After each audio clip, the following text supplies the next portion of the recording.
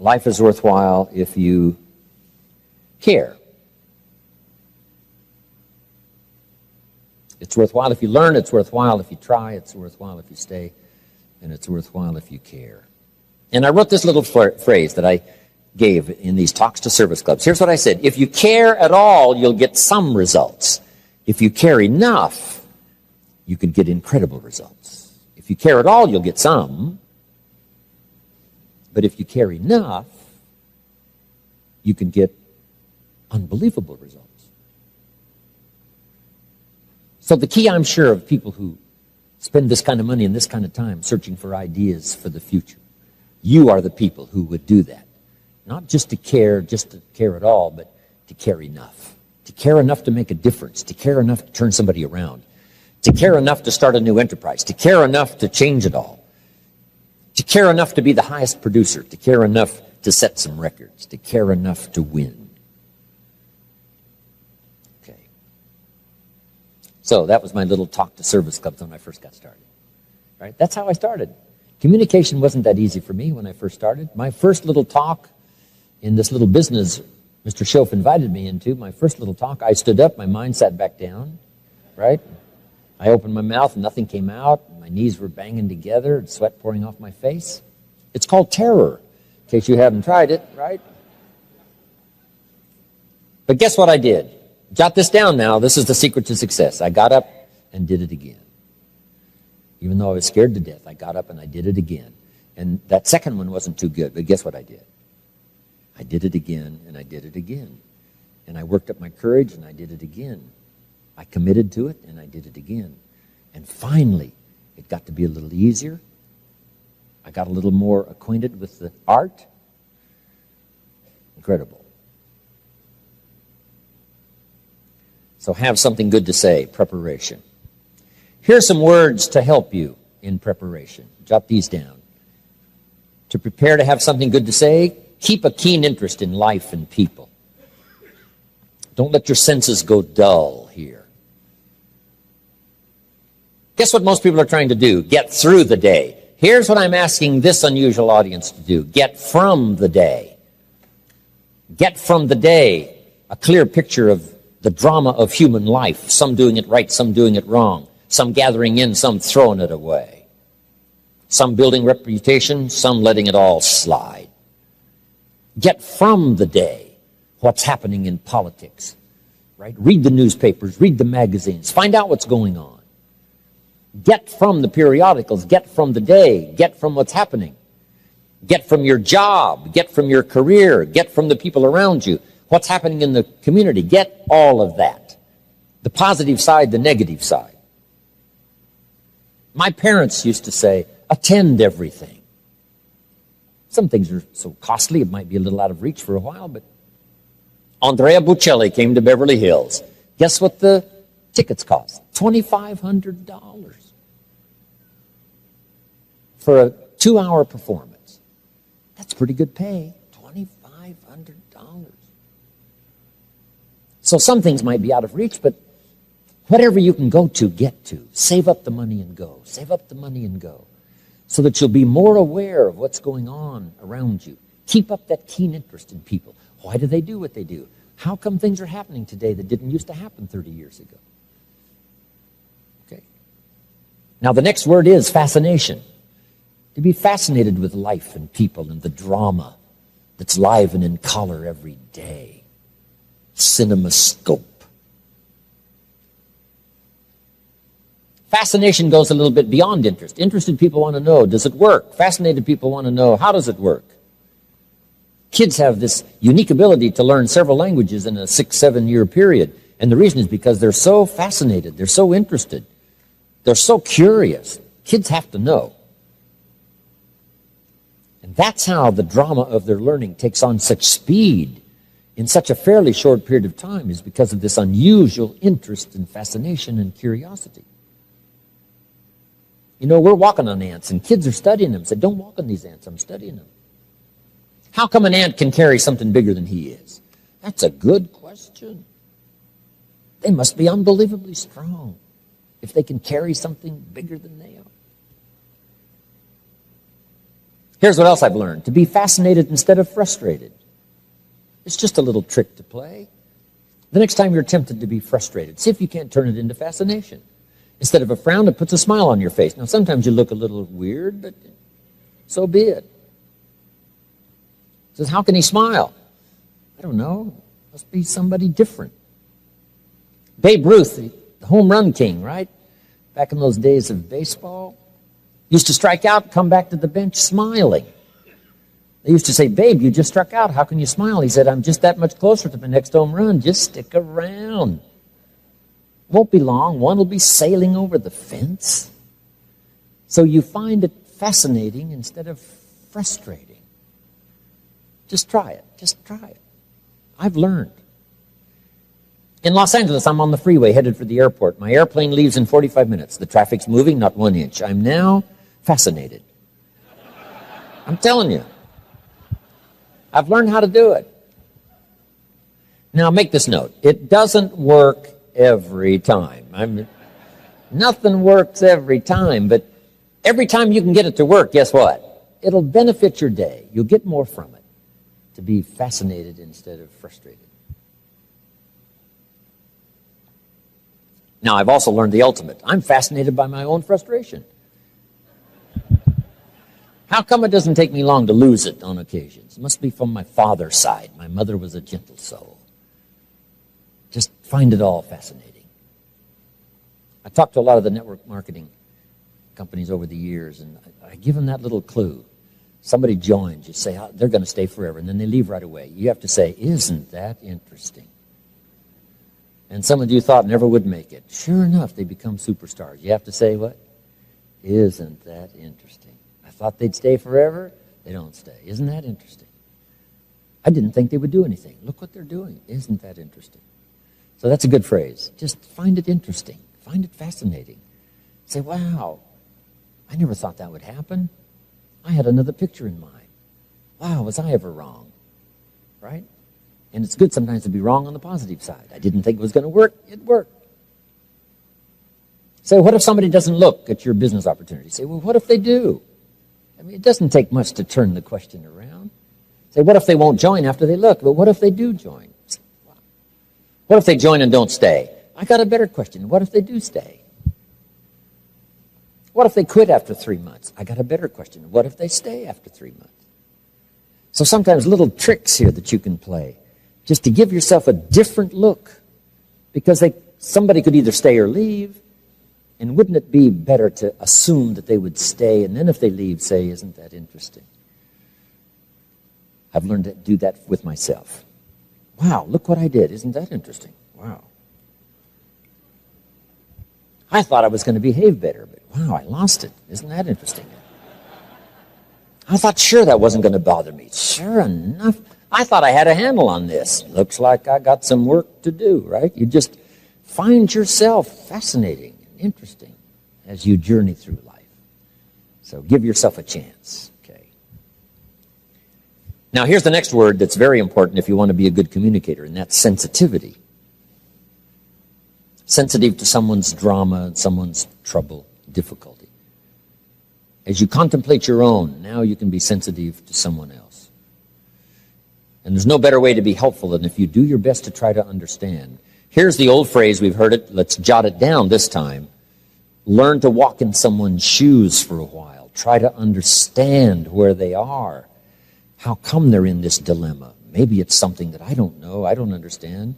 How come this person is losing his temper when he should keep it? Who knows what might have happened the last 3 weeks? I don't know. Let's give somebody room by trying to understand. Sensitive to someone lashing out, being difficult at the time. Hey, we can handle that. We don't have to retaliate and fight back. Can't we say, hey, maybe there's a good reason why this person behaves in this way? That's an easier way. Sensitivity. Trying to understand. Trying to comprehend the full drama of human experience.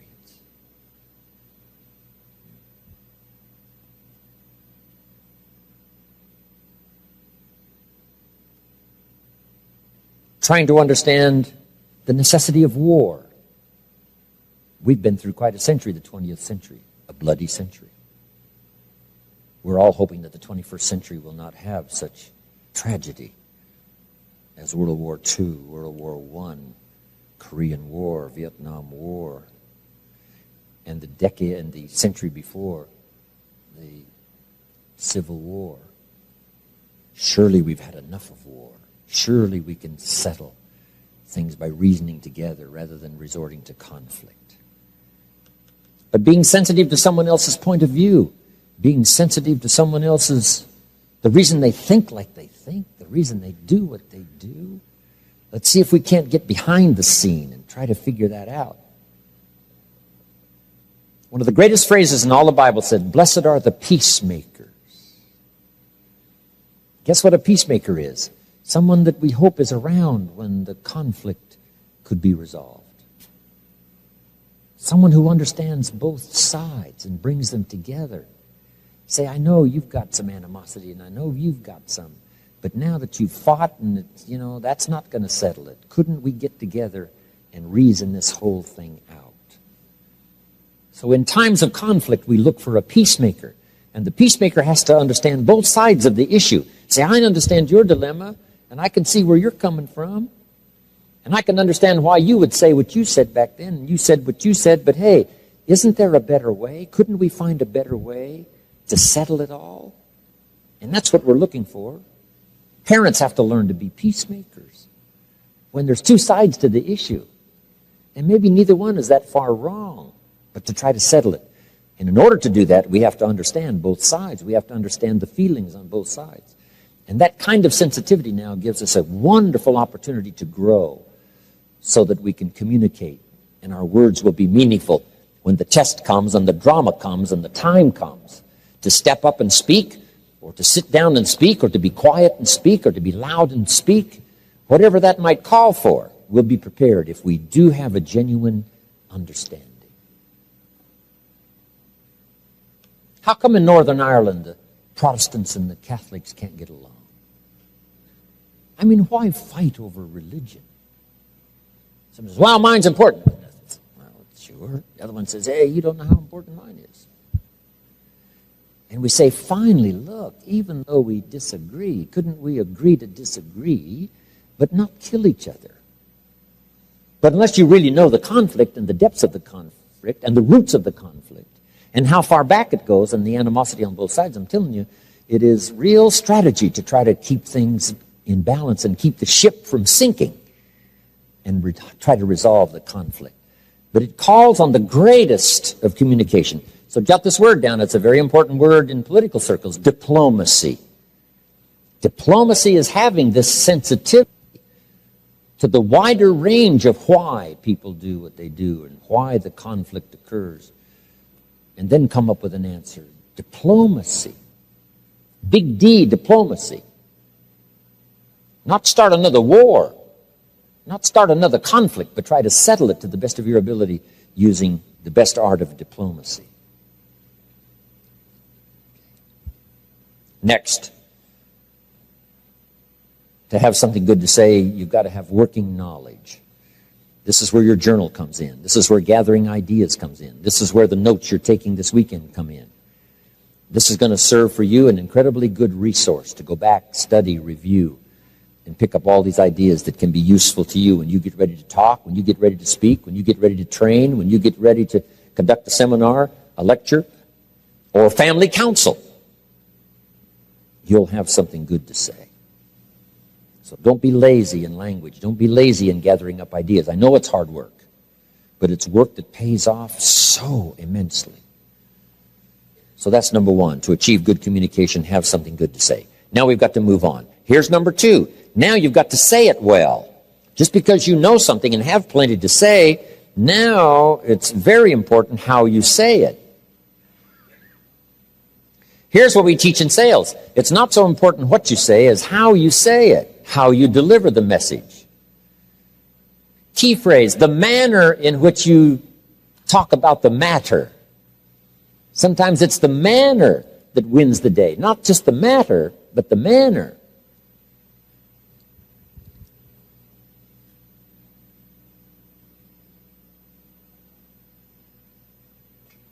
What if I invited you to a steak dinner at my house, and you sat down at the plate, had the napkin in your lap, and you were ready?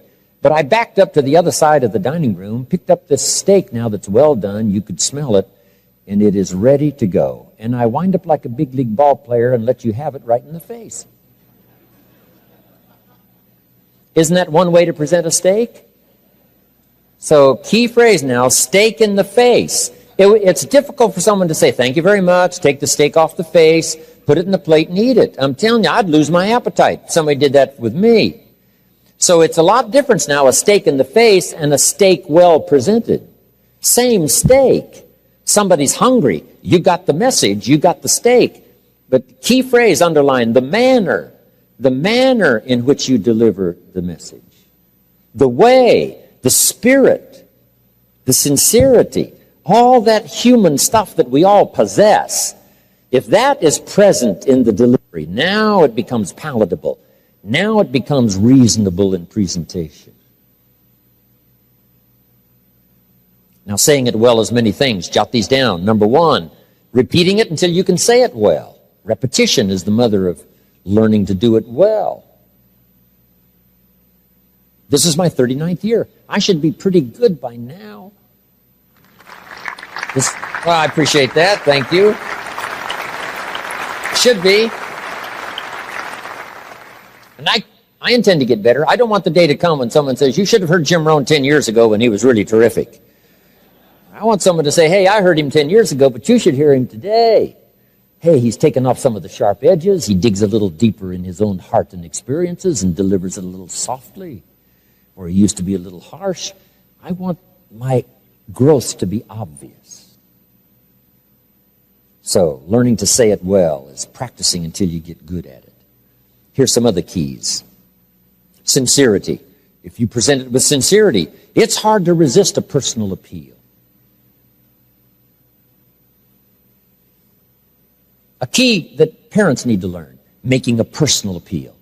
Don't just say it's this way or the highway. Say, no, make a heartfelt personal appeal. I'm telling you, it's difficult for any of us to turn down a heartfelt, sincere personal appeal. That's difficult to resist. That's difficult to dismiss. Somebody coming on to beat you up and, create cruelty with their language, that's easy to dismiss. Not a personal appeal. Here's a few other things on saying it well. Brevity. Now, the better you get, probably the less words you need to say what you want to say.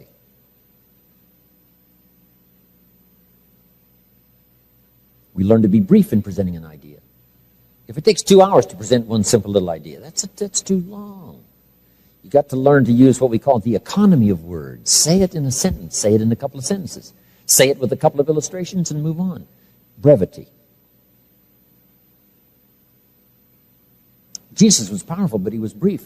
To put his 12 disciples together, he wandered around the countryside. Every once in a while, he'd say, you, follow me. See, that's short. I mean, that's brief. This is no 1 hour sermon harangue. No. A simple invitation, you, follow me. And I guess his magnetism was so unbelievable. His persona was so unique, and probably his reputation that preceded him was so great, he didn't have to say much. So jot this down. If the person you are is so unique, you probably don't have to say very much.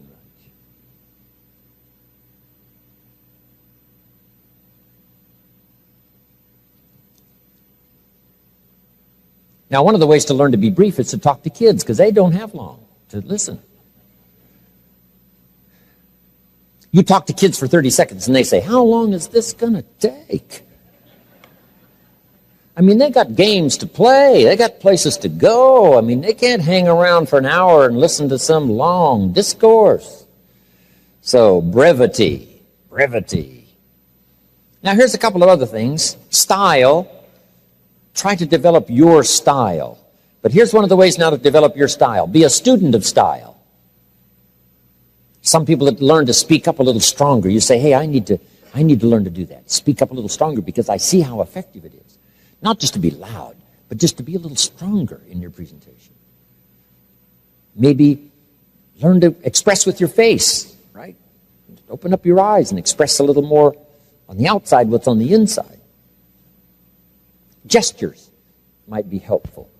Frank Sinatra was the master of phrasing and timing and lyrics and the passion that he put into his singing. But one of the artful things about Sinatra's presentation was always the gestures, right? His hand gestures as he gestured, which timed with the lyrics. The gestures as part of the lyrics became part of his style. Now, you don't want to just, let the gestures be the major thing everyone sees, but just to emphasize, right? If you've let your temper fly, wouldn't hurt to bang on the table. It's called exclamation point. Bam! When the time calls for it. Okay? Gestures, a little more of you into it. Now here's the next one. And Zig Ziglar talked a little bit about this, and that's vocabulary. You've got to have a good working vocabulary to be able to speak well. Some friends of mine took a survey among prisoners. They weren't looking for this. They had some rehabilitation program going. But here's what they found out. The more limited the vocabulary, the more tendency to poor behavior. Interesting. Here's why. Vocabulary is a way of seeing. What if you can't see very well? Imagine the mistakes you would make every day if you couldn't see very well. Not just seeing with your eyes, but seeing with your mind. What if you looked at everything a little distorted? Then you tried to make decisions during the day, where to go and what to do and what to restrain and what to let go. And if you made those mistakes every day, can you imagine how small a world you must have to live in by making such horrendous mistakes every day? And the reason why people make so many mistakes every day, especially sometimes in those early years, is because they can't see very well. What if you could only see the world through this little tiny hole? And somebody would describe the world as like this, and you say, no, the world is like this. You say, no, that's crazy. The world is like this. How come they think it's like this? It's because that's all they can see. They can't see expanded opportunity. They can't see the promise of the future. They can't see the hope for tomorrow. Their world is so small. Part of it is lack of exposure. Part of it is lack of association. But part of it is a limited vocabulary. Limited tools with which to see. Here's the next one. Limited tools with which to express. And if you can't express very well what's going on in your head, let alone your heart, you can imagine the mistakes you make. You can imagine the narrow, small world you live in. Finally, you only need a place 8 by 10 to live because your world is so small from lack of sight. So keep working on your vocabulary. Next, in saying it well, don't fail to say it because you need the practice.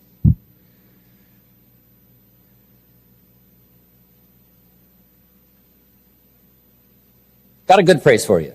We've heard the phrase, words are no substitute for action. I got another good phrase for you. Action is no substitute for words. Practice saying things well. Men probably need a little more coaching on this than women. Women seem to be able to express better, say things better, more readily willing to talk about it. Men need a little more encouragement. Don't let some act do all your talking. It's okay to give someone flowers, but flowers have a limited vocabulary. About the best flowers can say is, you remembered. That's about it.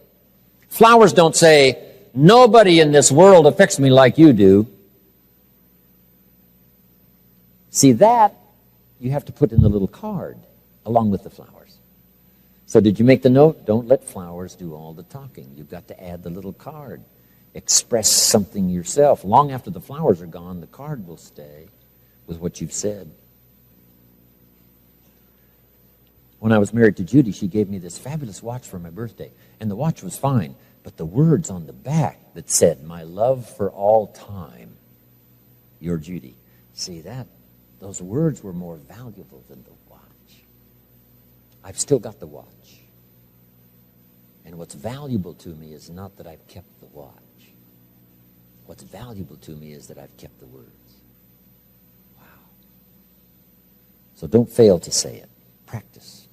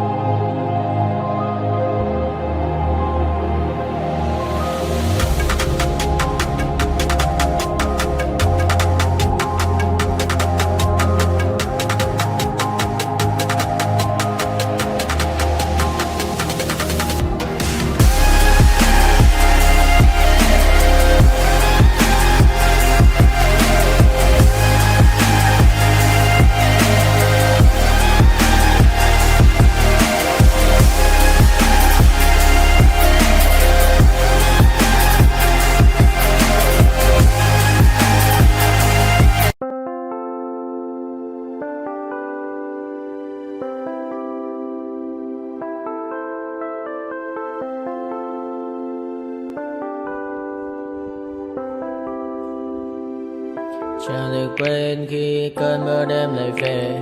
Em đã quên lời thề và ta như đông chìm sâu. Không cần mơ em anh nhận màu. Em chỉ cần mơ bye bye. Chỉ còn là những cơn mưa vô giá cho bên mơ em không mơ anh. Anh một đêm mơ chỉ cần bên em không được cần nhớ và chỉ có em không còn nhớ và người ta bên nhau như ngã tớ. Muốn nhớ về say em chỉ có mấy em ở đây và anh như muốn chết đi nhưng không muốn em mơ mày. Tình yêu làm cho ta đau đầu không em như nằm mơ mộng. Anh như đêm mong cầu và vui bên em ngủ sầu. Chào cả ba ba đêm mơ chỉ có bên em nhưng là có mơ.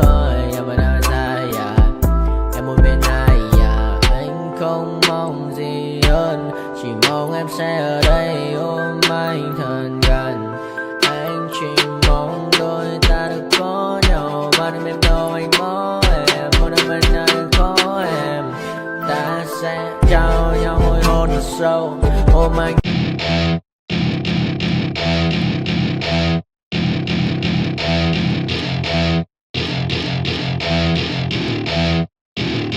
Welcome to my party, we're just getting started. A life is a dream or a nightmare scarring. Hand me a drink cause I think I'm going all in. Get me a shrink who can catch me when I'm falling. Cover up my scars, flip the handlebars. Crashing in my car, wake up in a bar. I'll be a superstar, just on my avatar. This world is so bizarre, empty out the reservoir. Yeah, I'm taking 6 shots, yeah, straight to the face. And I wanna get lost, I'm sick of this place. Don't know how to stop when I'm feeling this way. So I'm taking 6 shots till I'm feeling okay. I think I'm going crazy, don't think I'll get home safe. So I'm taking 6 shots, all straight to the face. I'm taking 6 shots, are you coming with me? I'm taking 6 shots, yeah, straight to the face. And I wanna get lost, I'm sick of this place. Don't know how to stop when I'm feeling this way. So I'm taking 6 shots till I'm feeling okay. I think I'm going crazy, don't think I'll get home safe. So I'm taking 6 shots, all straight to the face. I'm taking 6 shots, are you coming with me? Sometimes you need to let loose, grab juice, get goose, tattoos, taboos, get screwed. Loosen up, buttercup, all those hate comments will never make you feel enough. We're all adequate graduates, heart full of calluses, but we know calculus. Damn, ain't that fabulous? Can't wait to apply all those mathematicus. But we can't.